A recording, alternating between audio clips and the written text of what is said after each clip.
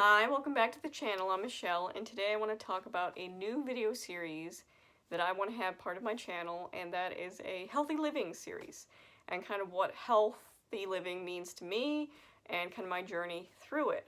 So I'm hoping to include maybe 1 or 2 videos a month specific to this series, and I'll start a playlist where I'll link it down below. So if this is your first, you can see the others, but my channel is all about being a helpful resource for people out there, and I think this is one area that I can be helpful in. I've encountered a lot of different things in my life that has steered me through the direction of more healthy living, and honestly, a lot of those decisions were forced upon me for different health reasons or things like that. So if I can get that information out there to people before they encounter these issues, maybe they won't have to encounter some of the health issues or my children have encountered through the years. So there will be, like I said, different video series or videos about this because I think it's a very broad topic, and this is a journey I've been on for probably about 9 years now. And all the changes I made within my life weren't done in the first few months or even the first few years. It's something I've slowly, as I learn more, have adapted and changed more in my personal life. So we'll be talking about everything from, obviously the food we eat, the different health conditions that have been associated with not eating well, and we'll be talking about, what cleaning products I use, what makeup I use, what clothing we wear, and why we make those choices. So each of these will be a specific topic video. So I thought for my first video in this series, the best one to start with would be kind of just an overall my health journey and what health has meant to me. Now, growing up in the 90s, health was never really even talked about, let alone nutrition. It was definitely a time, and I think some of that was just we weren't educated on it, parents or children.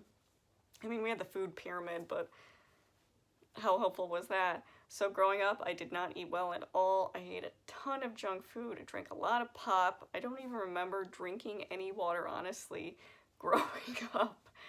So it wasn't until high school, well, as a child, I would get dizzy spells. I remember I would get dizzy spells and horrible migraines, which is not typical for, I would probably say they start around 8. Isn't typical for an 8-year-old to have.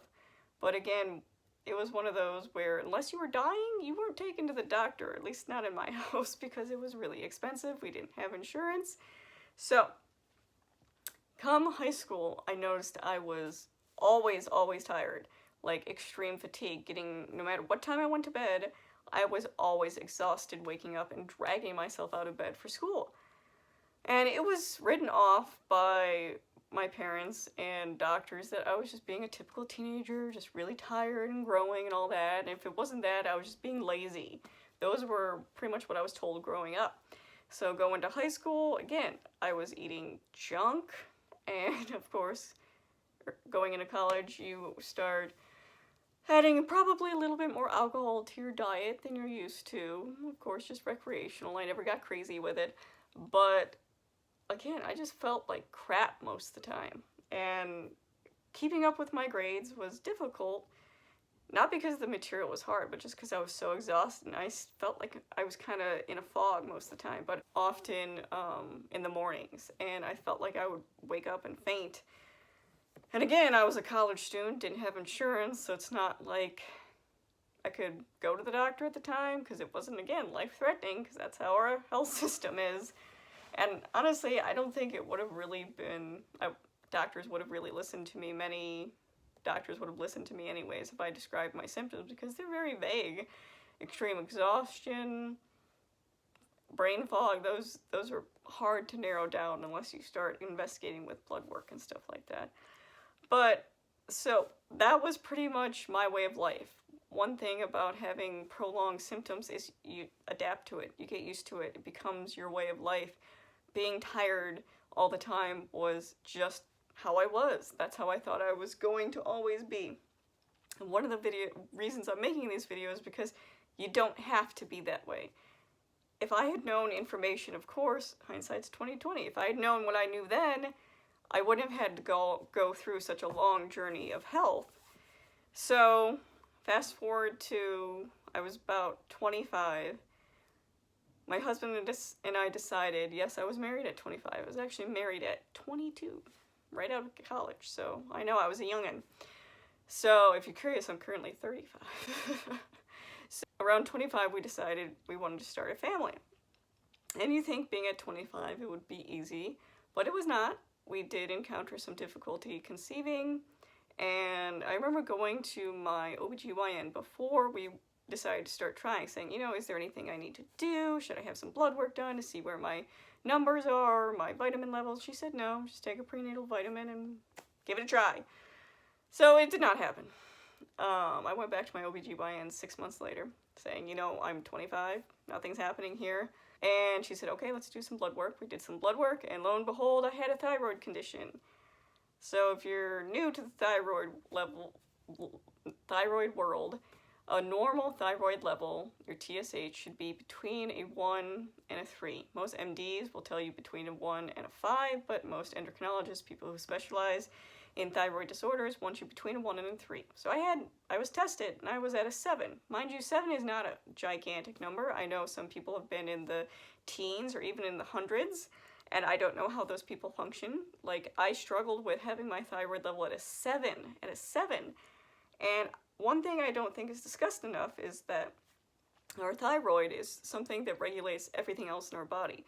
So it not only causes things like weight gain or affects the way your heart beats, but it affects your emotional state as well. Because obviously I was exhausted all the time, but it's very easy to slip into depression with hypothyroidism, or the opposite, hyperthyroidism, because if your body's out of whack, everything else is going to be out of whack. So it's very important to get those things checked, and thyroid numbers are not routinely checked, which I do not understand why. I understand the symptoms can be very vague: fatigue, weight gain, feeling cold all the time. It can differ from each person. So again, unless your doctor is one of those people that looks at the broad picture and pieces things together, it's very difficult to be diagnosed. So luckily, I was at 25 diagnosed by, of all things, my OBGYN. So she referred me to an endocrinologist, and luckily I had a good endocrinologist that educated me well on my condition. I was tested for autoimmune conditions associated with thyroid problems like Graves' disease and Hashimoto's. I do not have either of those conditions. I've been tested multiple times for it. I think most likely my body just kind of turned and attacked itself and caused so much inflammation in my body that my thyroid was slowly kind of destroyed. So I do take medication. I take levothyroxine every morning to regulate my thyroid, my TSH levels, and it seemed like an easy thing at the time to, oh, just take this pill and everything will be fine, but it wasn't, because it led to a lifestyle change. I had to start for the first time looking at the things I ate and what those did to me. So that was my first little inkling of nutrition and health. So when my thyroid levels were regulated, I eventually was able to conceive my oldest child.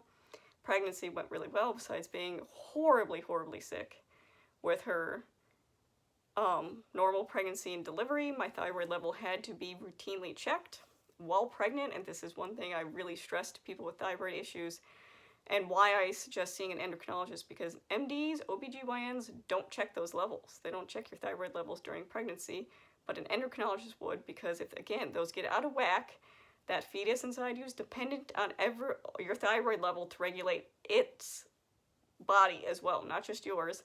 So if things get out of whack, it's not uncommon to miscarry, or if you're farther along, you can even lead to things like stillbirth. So, little disclaimer there.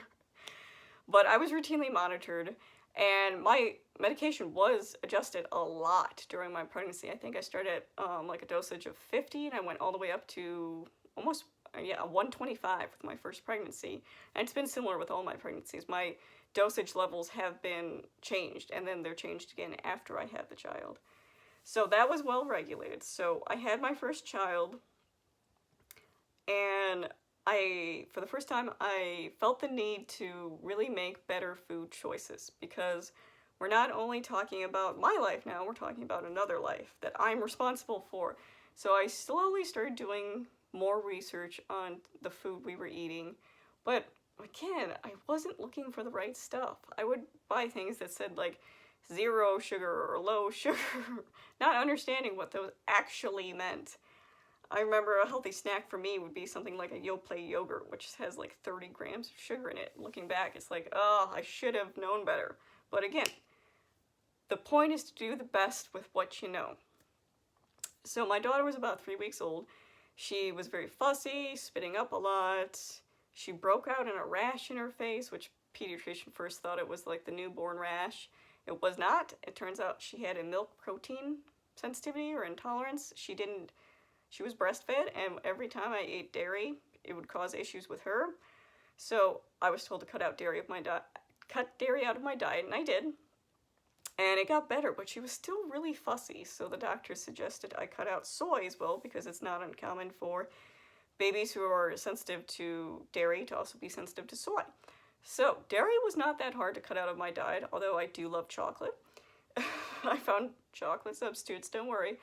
Soy was extremely difficult, because if you don't know, soy is pretty much in everything, at least in the United States. Any prepackaged things, you'll see things like soy lecithin in a lot of things as a preservative.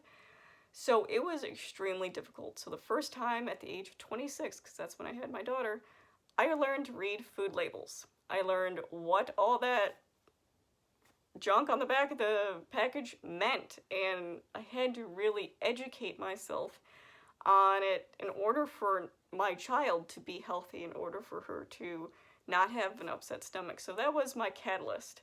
And my oldest has been a catalyst to me learning so many different things. I'm very thankful for that. So because of her food sensitivities, I had to, of course, do a lot of things from scratch. We had to bring our own food places. Going out to eat wasn't necessarily an option. I learned how to really learn and regulate the food I was putting into my body. So fast forward to my second daughter. My second daughter were, again, healthy pregnancy, everything like that. Just, I was not actually sick with her. But when she was born, she did not have the milk intolerance. My oldest had grown out it by 2. She was tested. We introduced milk back to her and she was fine. My second child never had any milk or dairy sensitivities or soy sensitivities. My third child was born, and lo and behold, he did. He had the exact same thing my oldest had. He broke out in the rash. He started getting fussy. Luckily, I knew what it was this time, and I was able to adjust my diet quickly to it.